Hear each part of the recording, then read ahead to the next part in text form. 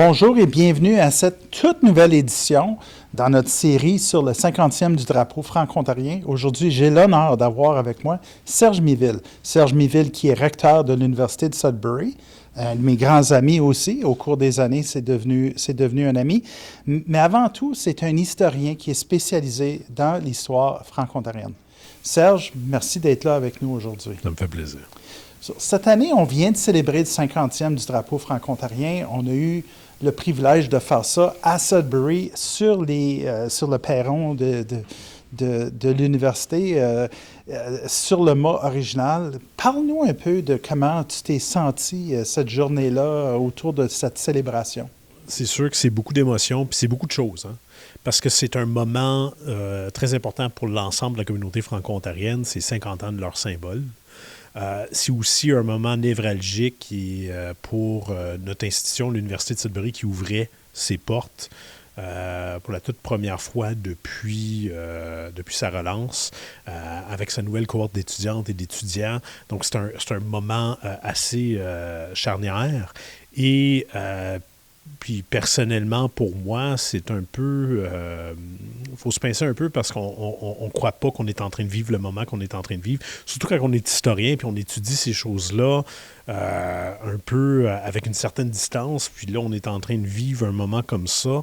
C'est assez spécial. C'est rare qu'on ait ce privilège-là. Donc, je crois l'avoir pleinement vécu, là. Mais c'était clairement un privilège et quelque chose dont je vais me souvenir longtemps. C'est quoi ton moment mémorable de cette journée-là? Il y a beaucoup de moments qui étaient vraiment très spéciaux. Ça a été une grande journée. Le tintamarre était spectaculaire. C'était beau de voir cette solidarité-là. Il faisait beau. Le soleil est venu au bon moment. Mais je pense que c'est... Parce qu'on le fait chaque année, le lever du drapeau à l'Université de Sudbury. Mais là, il y avait des centaines et des centaines de personnes là.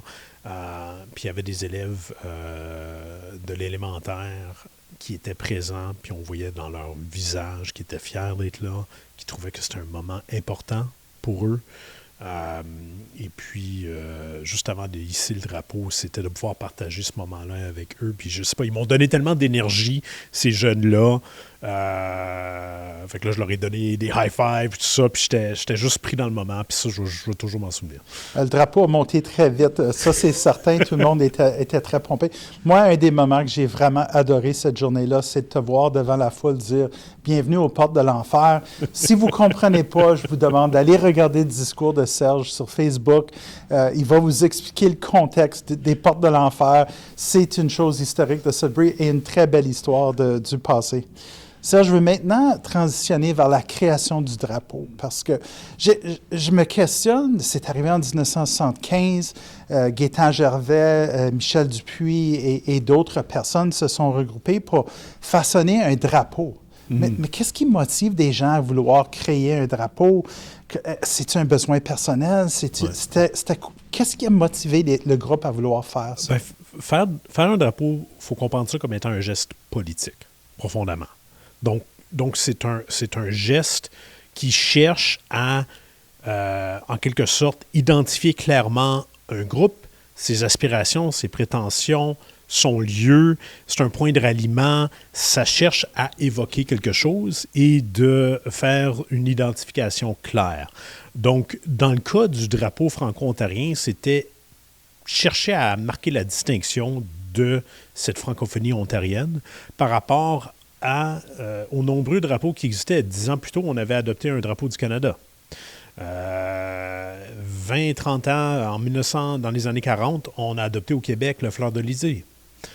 C'était des symboles qui ne permettaient pas nécessairement d'évoquer l'Ontario français. Donc, tiraillé entre plusieurs symboles, plusieurs drapeaux, on arrive dans cette collectivité-là à réfléchir sur qui nous sommes et où voulons-nous aller. Donc, c'est normal aussi, avec tout le bouillonnement culturel qu'il y avait dans le nord de l'Ontario à l'époque, que ce soit à Sudbury qu'on ait conçu ce drapeau-là. Donc, c'est une prise de parole politique pour essayer de marquer qui nous sommes. Et on le voit dans les éléments symbolique de ce drapeau-là. Autant qu'on va dire dans les écoles que le vert, ça évoque nos forêts, le blanc, ça évoque nos hivers. Évidemment, le tri, le lys, ce sont des symboles de l'Ontario et puis de la francophonie respectivement. Mais fondamentalement, le vert et le blanc permettaient de distinguer du drapeau du Canada, du drapeau du Québec, du rouge libéral, du bleu conservateur, de l'orange néo-démocrate. C'était pour se donner nous-mêmes un espace politique, un espace référentiel, et d'affirmer clairement que nous sommes une société. C'est ça le geste politique. Il y a beaucoup de prétentions, là. Il y a beaucoup de... C'est très osé poser un geste comme ça, surtout quand on court le risque que ça ne soit pas repris, adopté par la communauté, ce qui n'a pas été le cas. Mais c'était quand même un risque là, assez intéressant là, qu'ils ont posé derrière ce geste-là. En effet, il y a eu un mouvement. Il y avait d'autres groupes qui ont essayé de créer un drapeau, mais c'est vraiment celui-là qui a été adopté par la communauté. Puis je le trouve tellement beau, je suis content que c'est celui-là qui a pris, qui a été repris, qui a été gardé. Un des points très intéressants, c'est que le lever du premier drapeau en 1975 a eu lieu à l'Université de Sudbury. Pourquoi l'Université de Sudbury quand c'était des étudiants de la Laurentienne? Ah oui, ça c'est une excellente question. Puis faut reconnaître une chose, c'est que l'Université de Sudbury est née en 1913. Donc, c'est le Collège du Sacré-Cœur. C'est les Jésuites de Sudbury, c'est toute la mouvance là, nationaliste canadienne-française qui cherche à faire, dans ce que j'avais évoqué lors de mon discours, dans les portes de l'enfer, une vie française et de structurer tout ça à travers d'institutions. Les institutions ont comme fonction de produire et de reproduire la société. Donc, dans ce cas ici, quand on crée un collège classique, donc la première institution postsecondaire du nord de l'Ontario, c'est pour produire et reproduire cette société-là. Laquelle? Bien, la société canadienne-française, franco-ontarienne. Et c'est à partir du Collège du Sacré-Cœur qu'on a vu le premier foisonnement culturel, politique, et autres dans la ville de Sudbury. Comme l'Ami du Peuple, le premier journal, bien, il y a des liens avec le Collège du Sacré-Cœur. Tous les fondateurs du Théâtre du Nouvel-Ontario, c'est des anciens du Collège du Sacré-Cœur. Les créateurs du drapeau franco-ontarien, c'est des anciens du Collège du Sacré-Cœur, les membres du comité du drapeau et tout ça. Donc, il y a ce lien-là qui était très naturel, en quelque sorte. C'était, on appelle ça en histoire un lieu de mémoire. Donc, le lieu de mémoire, pour plusieurs dans la collectivité francophone de Sudbury, c'était le Collège Sacré-Cœur qui était devenu l'Université de Sudbury en 1957. Donc, une continuité là qui était très évidente pour les acteurs de l'époque. C'est pour ça qu'on dit que ce geste-là n'était pas anodin. Il marquait un territoire, il marquait une idée, l'idée de cette en quelque sorte, l'autonomisation de l'Ontario français, et le hisser devant l'Université de Sudbury plutôt qu'un autre lieu, ça voulait dire qu'on cherchait à poursuivre la lancée de 1913 en 1975 pour demain. C'est un moment tellement important dans l'histoire francophone de l'Ontario. Ça dit quoi des aspirations de la communauté? Parce que ça, c'est arrivé à Sudbury, mais la communauté elle-même, ailleurs, est-ce que on avait les mêmes idées? Est-ce que c'était quoi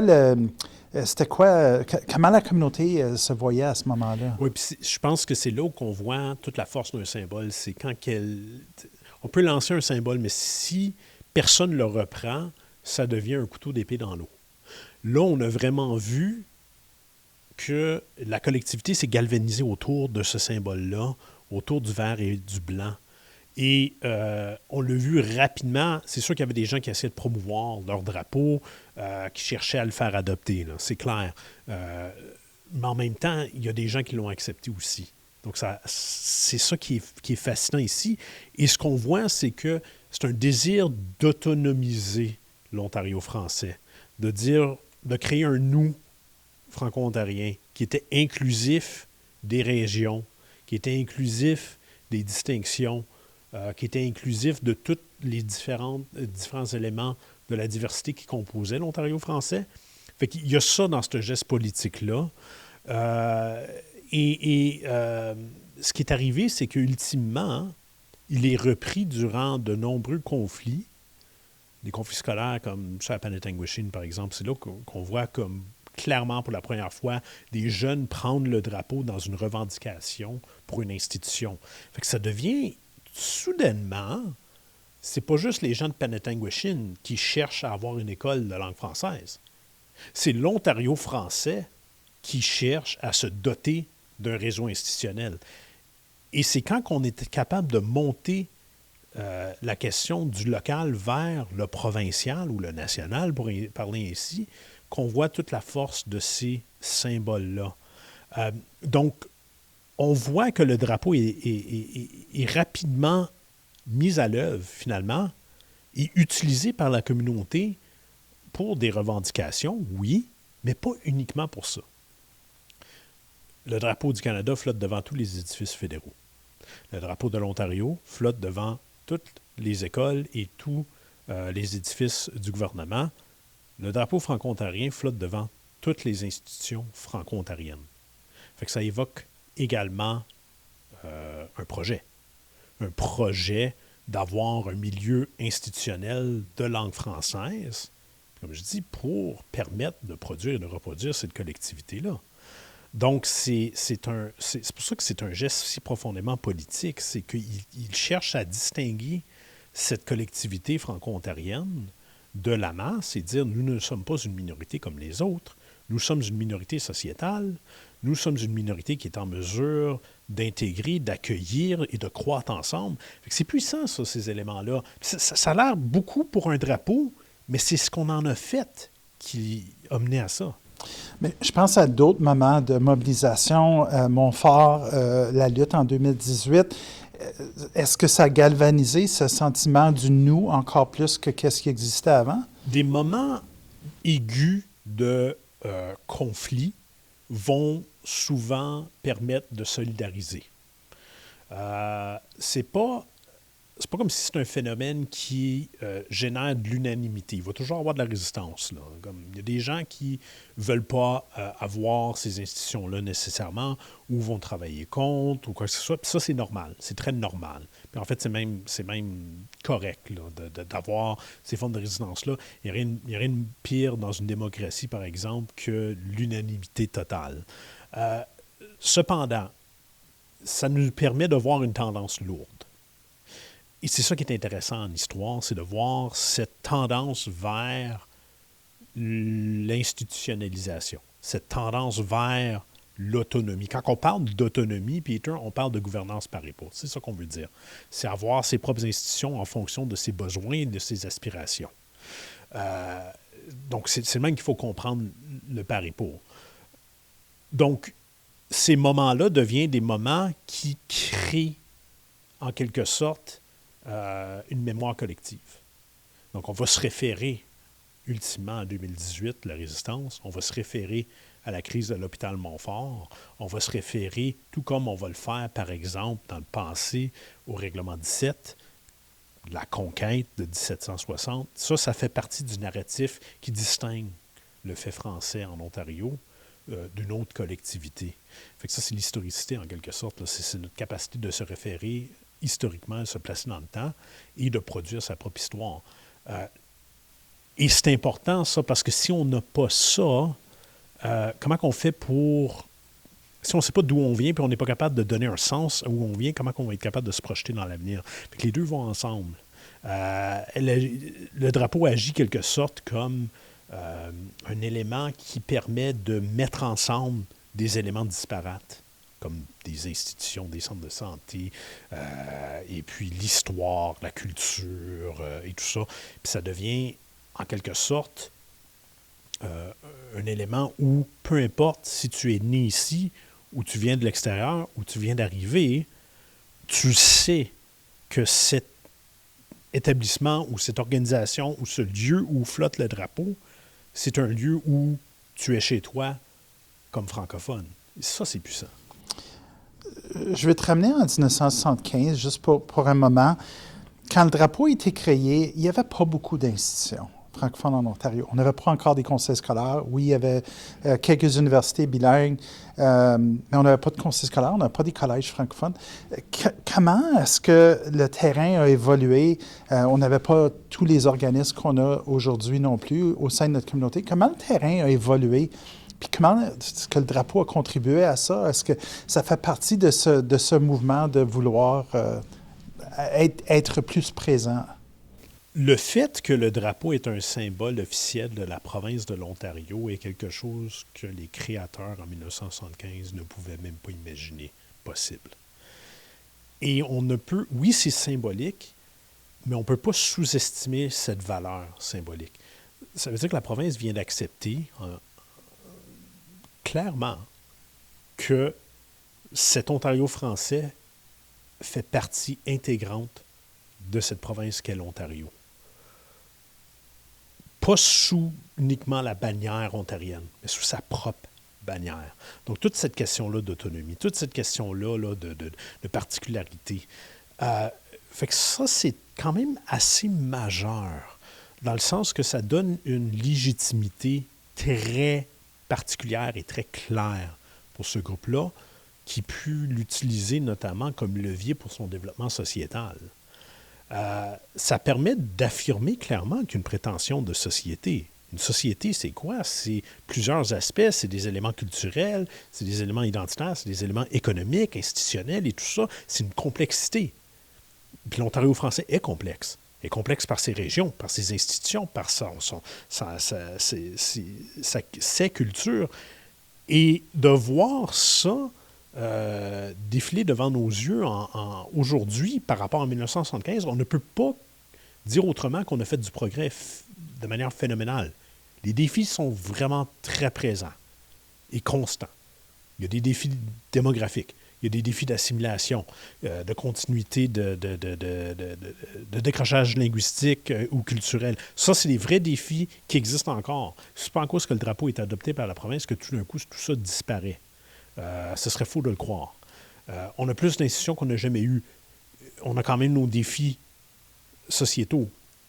Donc, c'est pas comme si on a réglé tout, mais force est d'admettre que nous sommes en meilleure posture aujourd'hui au niveau structurel pour réussir que nous l'avions nécessairement en 1975. L'histoire n'était pas encore écrite. On aurait pu aller bifurquer vers un autre chemin. Mais le chemin qui a toujours été emprunté par la francophonie ontarienne a été cette autonomisation, ce qui explique le drapeau et ce qui explique pourquoi le drapeau a été et demeure un symbole puissant pour ça. Le gouvernement a annoncé juste avant les fêtes cette année que le drapeau allait flotter. Oui, le drapeau flotte en permanence sur l'édifice de la législature, flotte à l'intérieur de la législature, mais il va aussi flotter sur un mât à l'extérieur de Queen's Park de façon permanente, qui est aussi une autre reconnaissance qui est venue. Tu as évoqué des problématiques, des défis importants que la francophonie a. L'AFO a lancé un exercice d'états généraux. On est en plein dedans. Les éléments que tu as soulevés sont évoqués, les problèmes démographiques, la façon que les problèmes d'identité, comment on intègre les nouveaux arrivants à l'intérieur de nos communautés.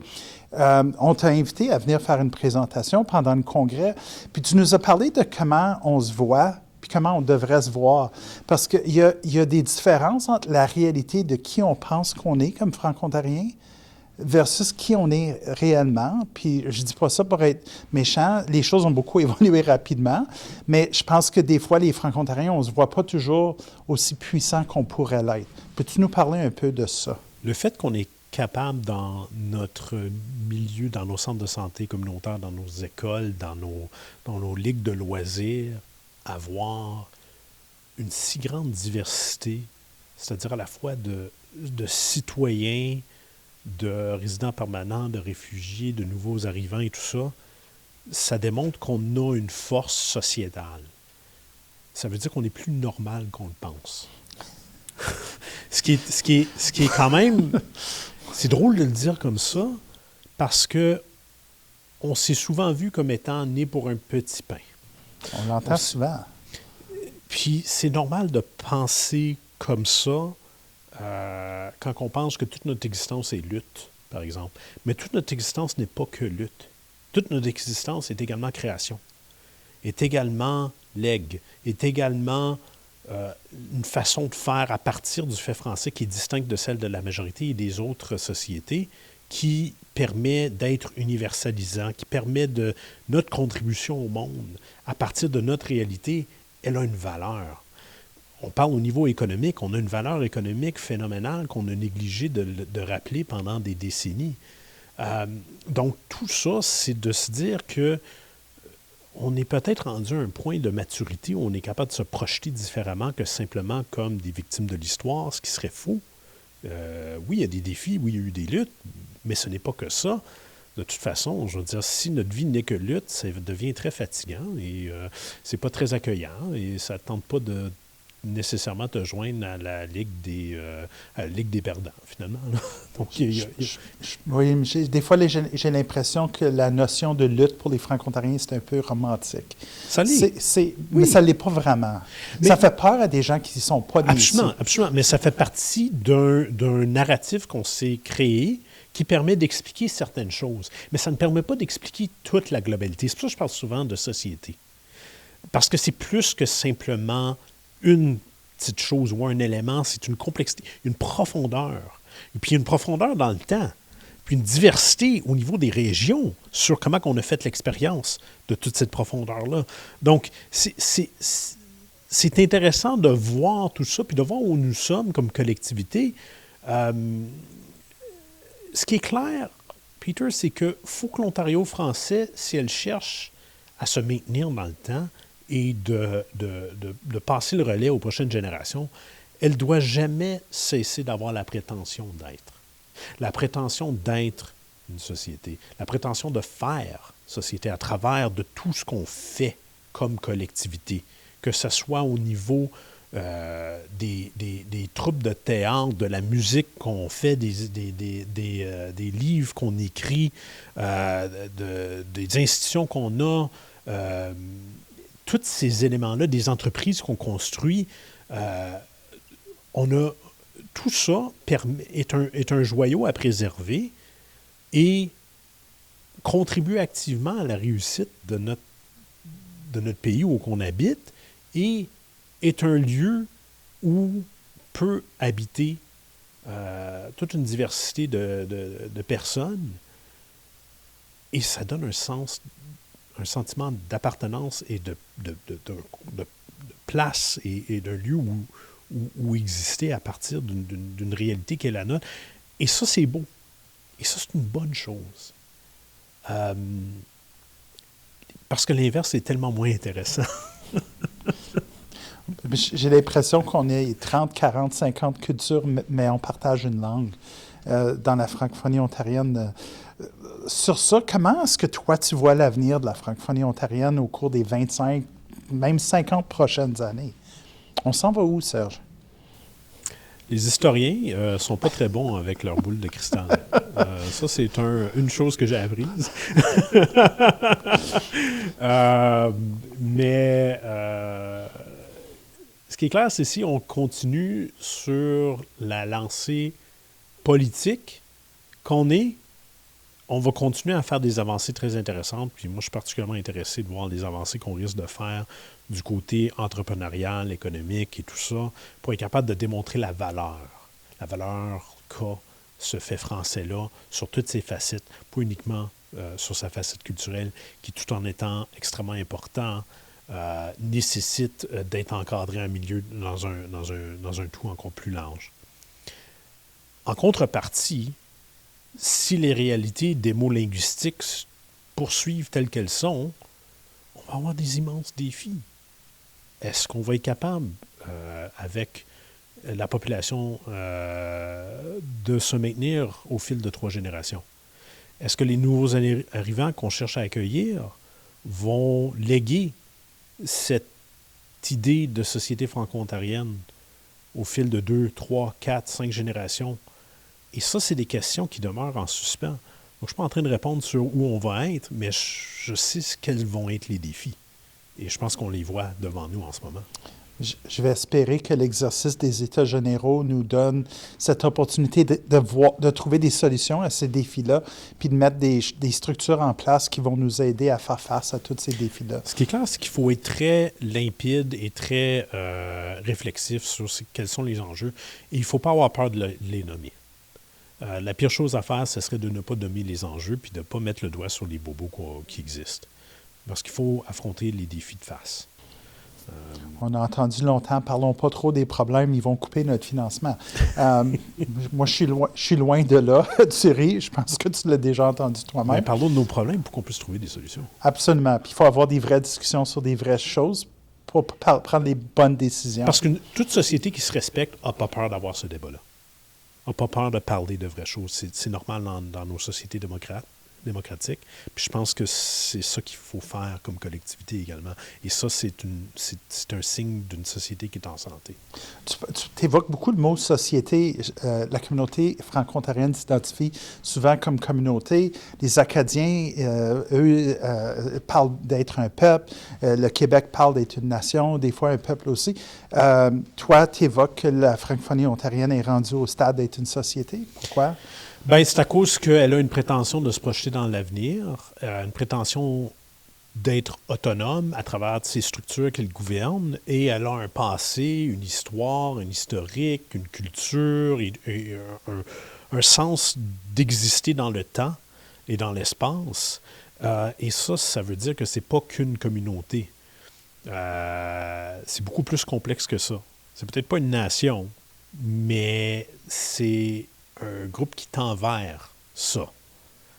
Et c'est pour ça que j'évoque ce terme-là, parce que c'est la meilleure façon d'expliquer les prétentions de la collectivité franco-ontarienne, c'est qu'elle cherche à faire société. Elle cherche de se doter de toutes les structures qu'elle peut à l'intérieur du cadre dans lequel elle évolue.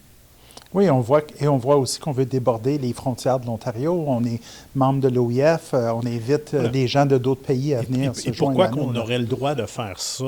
Bien, c'est pas à cause qu'on est une communauté. Non, ça c'est certain. C'est parce que il manquerait quelque chose, il manquerait une profondeur. Faut vraiment, pour avoir une prétention politique de ce genre-là, puis se doter d'une certaine légitimité, bien, ça commence par soi. Et ça commence par se dire pourquoi je suis ici, pourquoi les francophones ont droit à des. On parle de services en français, on parle de tout. Mais pourquoi? C'est pas juste le nombre. C'est pas juste des chiffres. C'est tout c'est tissé le long de toute une longue histoire qui est ponctuée, oui, de lutte, mais aussi de tout ce qu'on a créé, comme par exemple toute tout le mouvement des coopératives qu'on a pu créer à une certaine époque, dont certaines existent encore aujourd'hui, qui sont des marques de succès qu'on oublie souvent de souligner. Les innovations au niveau de la pédagogie, l'enseignement et tout ça qu'on a produit, qu'on continue à produire, c'est que ça vaut d'être maintenu, parce que ça crée quelque chose de bien pour l'ensemble de l'humanité, finalement. On a besoin de plus pâté et bretelles. Je pense qu'on a le droit. On a le droit. Serge, on est rendu à la dernière question, puis ma question va être pour toi. C'est quoi ton plus grand rêve pour la francophonie ontarienne? Oh, qu'elle cesse de penser qu'elle est née pour un petit pain. Ça serait merveilleux.